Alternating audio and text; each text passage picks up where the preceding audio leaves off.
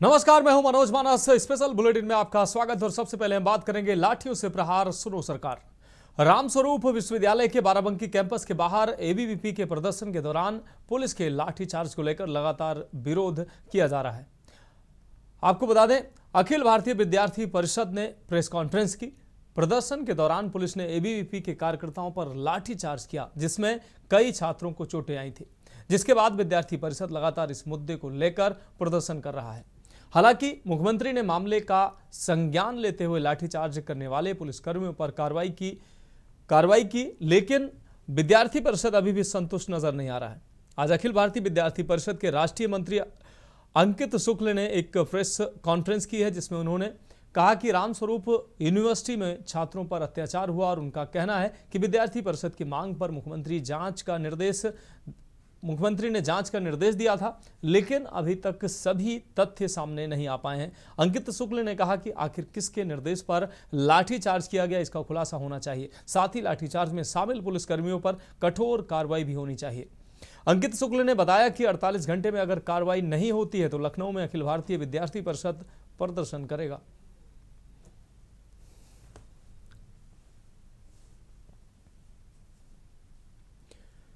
तो अखिल भारतीय विद्यार्थी परिषद ने प्रेस कॉन्फ्रेंस की है और प्रेस कॉन्फ्रेंस के बाद विद्यार्थी परिषद ने कहा कि अगर उनकी मांगें नहीं मानी गई और जांच जो है वो ठीक तरीके से नहीं हुई तो 48 घंटे के बाद वो प्रदर्शन को मजबूर होंगे। एबीवीपी के कार्यकर्ताओं ने 48 घंटे की मोहलत दी। उन्होंने कहा 48 घंटे के समय के बाद अगर कार्रवाई नहीं होती है तो विद्यार्थी परिषद के जो छात्र हैं, जो संगठन के लोग हैं, वो प्रदर्शन को मजबूर होंगे।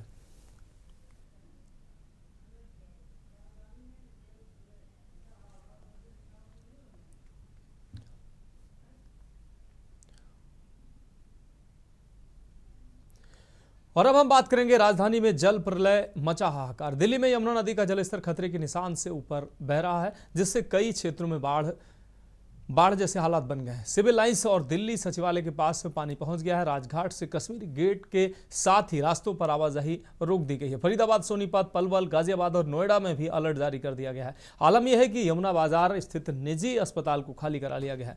अब वहां एक भी मरीज नहीं है, क्योंकि मरीजों को वहां से निकाल लिया गया है। आपको बता दें कि यमुना की बाढ़ में नाले भी डूब गए हैं। बाढ़ के पानी से नाले जो हैं वो पूरी तरीके से डूब चुके हैं। आपको बता दें कि कश्मीरी गेट से निगम बोध घाट की ओर आने वाले रास्ते पर भी बाढ़ का पानी पहुंच गया है। दरअसल यमुना के उफान के बाद जब सैलाब ने दिल्ली के रिहायशी इलाकों में घुसपैठ की तो कई इलाकों में सिर्फ पानी ही पानी नजर आने लगा। राजधानी क्षेत्र में कुदरत का कहर बरफ रहा है। दूसरी तरफ यमुना का जलस्तर लगातार बढ़ रहा है। सैलाब तबाही के निशान को छोड़कर आगे बढ़ चुका है। पानी जो है अब तक तेजी से रिहायशी इलाकों में घुस रहा है और लोग इससे बुरी तरीके से प्रभावित हो रहे हैं। तो पूरी राजधानी जो है वो जल प्रलय के चपेट में है। लोग जो है वो परेशान है। आवागमन में तो दिक्कतें हो ही रही हैं। रोज़मर्रा की जो ज़रूरत की चीज़ें हैं उसको भी लोगों को लाने में कड़ी मशक्क़त करनी पड़ रही है। खराब मौसम के कारण लगातार बारिश भी हो रही है और दूसरी तरफ यमुना का जलस्तर भी लगातार बढ़ रहा है, जिससे लोगों को तमाम मुसीबतों का सामना करना पड़ रहा है। आप तस्वीरें देख सकते हैं। शहर की गलियां जो हैं वो तालाब में तब्दील होती नज़र आ रही हैं। लोगों के घरों में पूरी तरीके से एक मंजिल पूरी तरीके से डूब चुकी है। सड़कें भी हैं, वो भी तालाब नज़र आ रही हैं और सैलाब जो है, जल का सैलाब, वो हर तरफ नज़र आ रहा है। ये तस्वीरें सामने आई हैं। आप देख सकते हैं किस तरीके से जल प्रलय की तस्वीरें हैं राजधानी दिल्ली में। और ये जलस्तर लगातार बढ़ रहा है। अलग अलग बैराजों से पानी छोड़ा जा रहा है, जिससे यमुना का जलस्तर लगातार बढ़ रहा है और ये पानी जो है वो रिहायशी इलाकों में घुस रहा है, जिससे लोगों की मुश्किलें लगातार बढ़ रही हैं। कई क्षेत्रों में ये सैलाब जो है अपने निशान छोड़ कर गया है और लोग जो है उससे अभी तक उबर नहीं पा रहे हैं। तो राजधानी दिल्ली में जल प्रलय देखने को मिल रहा है। यमुना का जलस्तर लगातार बढ़ रहा है। लोगों को इससे खासा दिक्कतों का सामना करना पड़ रहा है।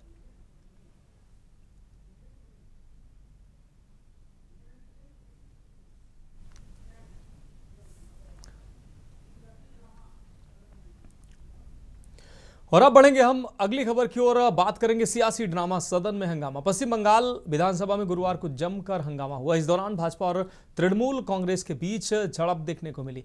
मामला धक्का मुक्की और हाथापाई तक पहुंच गया। इस दौरान भाजपा के चीफ व्हिप शंकर घोष के घायल होने की भी खबर है। मामला इतना बढ़ गया कि खुद मुख्यमंत्री ममता बनर्जी को विधायकों को शांत कराना पड़ा।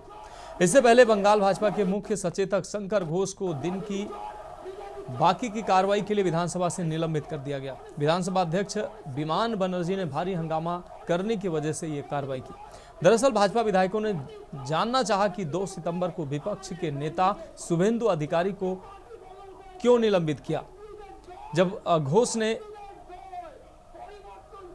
आपको बता दें ये जानना चाहा तो ये जानकारी इनको नहीं दी गई, तो विधानसभा मार्शल उनके लिए बुलाए गए। ये जानकारी जब उनको वो चाहने के लिए सदन में अपनी बात रख रहे थे, इस दौरान मार्शल को बुलाया गया और उन्हें घसीटकर सदन से बाहर निकाल दिया गया। मुख्यमंत्री ने भाजपा विधायकों के असंसदीय आचरण की निंदा की और कहा कि वे बंगाली प्रवासियों के अधिकारों और सुरक्षा से संबंधित एक गंभीर चर्चा को पटरी से उतारने की कोशिश कर रहे थे।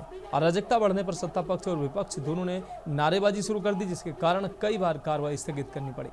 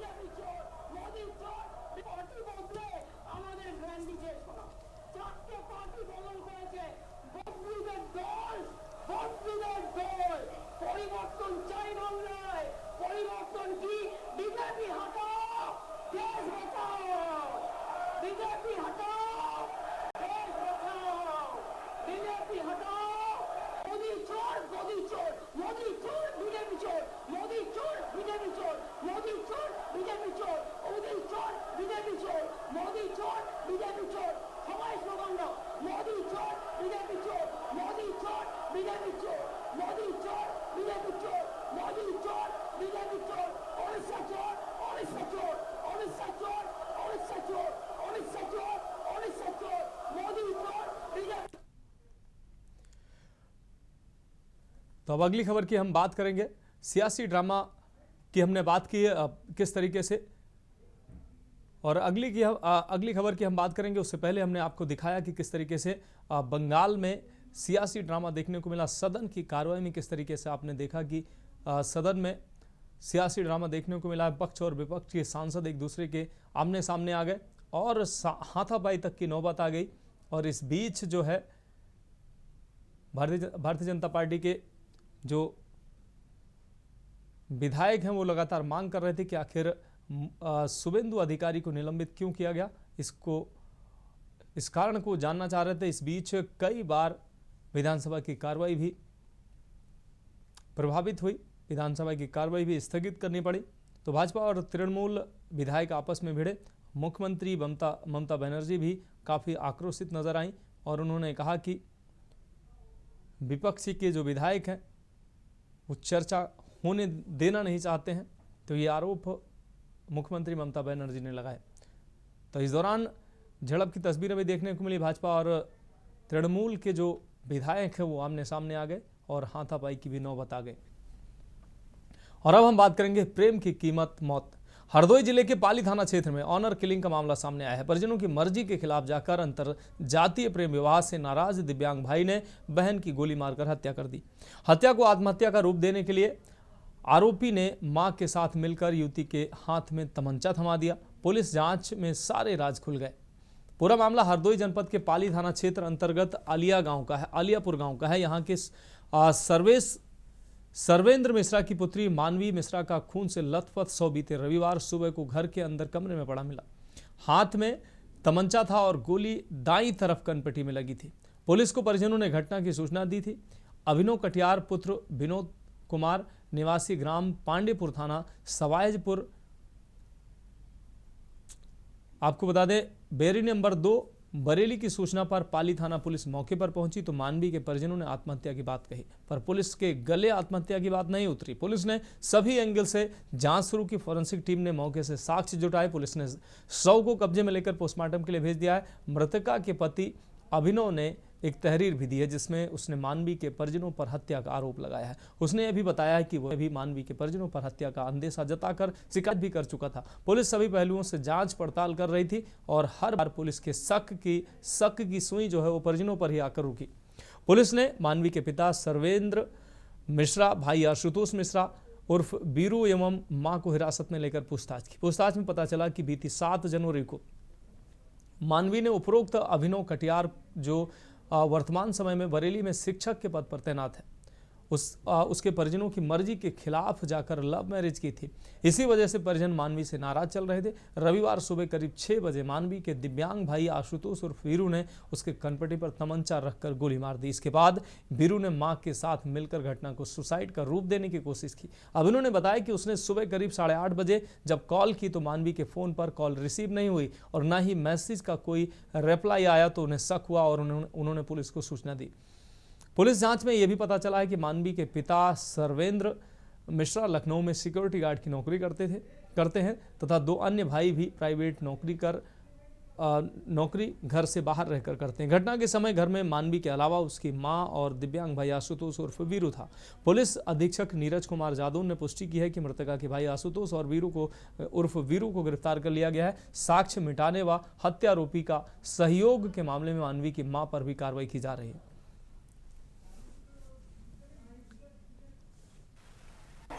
दिनांक 3 सितंबर 2025 को अभिनव कुमार पुत्र विनोद कुमार के द्वारा थाना पाली पर तहरीर दी गई कि उनकी पत्नी को उनके परिवारजनों के द्वारा गोली मारकर हत्या कर दी गई। उनके परिवारजन उनकी शादी के खिलाफ थे।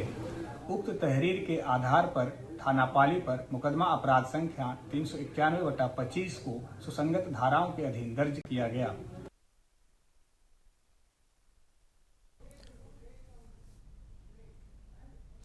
फिलहाल खबरों में वक्त एक ब्रेक का, जल्द हाजिर होंगे। आप देख रहे हैं के न्यूज, खबरों का सारथी। तो ब्रेक के बाद एक बार फिर से हमारे स्पेशल बुलेटिन में आपका स्वागत है। और हम बात करेंगे अवैध असलाह फैक्ट्री का पर्दाफाश। कानपुर देहात जिले में बाप बेटे मिलकर चला रहे थे जंगल में असलाह फैक्ट्री को पुलिस ने मुखबिर से मिली सूचना के आधार पर अवैध असलाह फैक्ट्री का भंडाफोड़ किया। आरोपी कानपुर देहात जिले में रहकर ही कई जिलों में अवैध तरीके से कट्टों के व्यापार की जाल को फैलाए हुए थे। फिलहाल पुलिस ने दोनों आरोपी बाप और बेटों को गिरफ्तार कर लिया है। बताया जा रहा है कि आरोपी के एक गुरु थे जो अवैध असलाह फैक्ट्री चलाते थे और उनसे ही ये काम आरोपियों ने सीखा था और ये बाप बेटे भी अवैध तरीके से असलाह फैक्ट्री चलाते थे। पुलिस ने आरोपी के कब्जे से करीब दर्जन भर बने अधबने तमंचे और बनाने का सामान कारतूस भी बरामद किया है। फिलहाल पुलिस ने आरोपी को जेल भेजकर आगे की कानूनी कार्रवाई शुरू कर दी है। एसपी श्रद्धा नरेंद्र पांडे ने जानकारी देते हुए बताया कि ये लोग मूसानगर थाना पुलिस को सूचना इन लोगों की मिली थी कि ये लोग मूसानगर थाना क्षेत्र के जंगलों में झाड़ियों के बीच एक व्यक्ति अवैध रूप से असलाहों का निर्माण कर रहा था। ये लोग अलग अलग जिलों में कुछ महीनों के लिए फैक्ट्री चलाते थे और अपनी जगह बदल देते थे। जनपद में इन लोगों ने नया काम शुरू किया था। ये लोग बाहर जिलों में भी असलाह सप्लाई करते थे। वहीं जाकर आपको बता दें, वहीं जाहर सिंह और महेंद्र सिंह दोनों सट्टी थाना क्षेत्र के ट्रयुंगा गांव के रहने वाले हैं, जहां ये दोनों क्योंटरा बांगर गांव के जंगल में असलाह फैक्ट्री चला रहे थे, जहां पुलिस को 4 तमंचा, 315 बोर, 2 जिंदा कारतूस, 315 बोर, 1 खोखा कारतूस, 315 बोर, 1 बोर तमंचा, 12 बोर, 4 जिंदा कारतूस, 3 अर्धनिर्मित तमंचा के साथ भारी मात्रा में सामान बरामद हुआ है।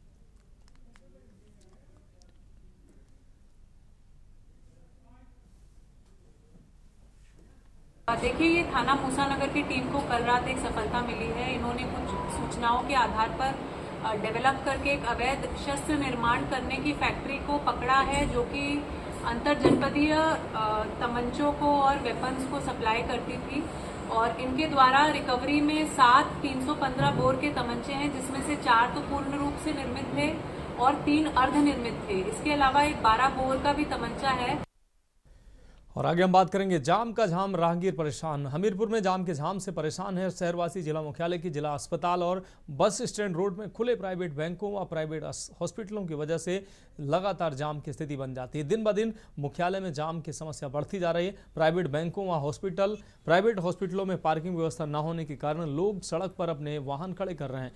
ट्रैफिक कंट्रोल के लिए ड्यूटी पर पर्याप्त बल की तैनाती न होने से आम लोग जो है परेशान होते हैं और लगातार जाम लग रहा है। शहरवासियों का आरोप है कि मुख्यालय के मुख्य तिराहों से यातायात पुलिसकर्मी नदारद रहते हैं, चौराहों से भी पुलिसकर्मी नदारद रहते हैं, जिसकी वजह से ये जाम की स्थिति लगातार बनी रहती है और कहीं ना कहीं जो ट्रैफिक मैनेजमेंट है वो फेल होता नजर आ रहा है।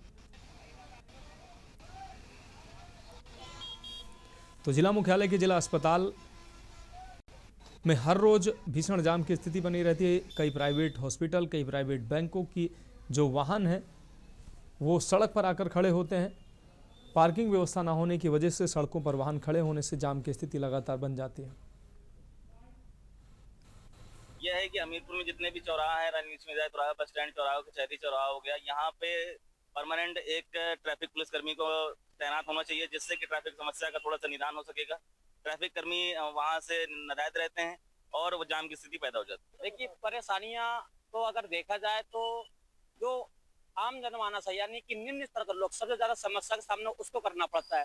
एम्बुलेंस जा रही है, आगे इतनी गाड़ियां खड़ी हुई हैं, जिसके कारण एम्बुलेंस को समय नहीं मिल पा रहा निकलने के लिए। ऐसे में कई जो पेशेंट होते हैं उनकी डेथ भी हो जाती है। देखिए, जाम को लेकर के आम आदमी को बहुत परेशानी उठानी पड़ती है। अभी कई बार देखा गया है कि एम्बुलेंस जाम में फंस जाती है और मरीज सीरियस होता है, वो रेफर होता है, कहीं ना कहीं कोई अनहोनी हो जाती है, कोई घटना घट जाती है। देखिए, हमीरपुर शहर में ज़्यादातर जो मार्ग हैं वो संकरे हैं, और संकरे मार्ग होने की वजह से जो घरों के मालिक हैं या जो भी कर्मी हैं जो विभिन्न स्थानों पर नौकरी करने के लिए आते हैं, तो वो अपने जो भी वाहन रहते हैं उनको रोड के किनारे खड़ा कर देते हैं, जिस वजह से समस्या तो रहती है। फिलहाल हमारा स्पेशल बुलेटिन में अभी के लिए मेरे साथ इतना ही। मुझे दीजिए इजाजत और आप देखते रहिए के न्यूज़ इंडिया। आप देख रहे हैं के न्यूज़, खबरों का सारथी।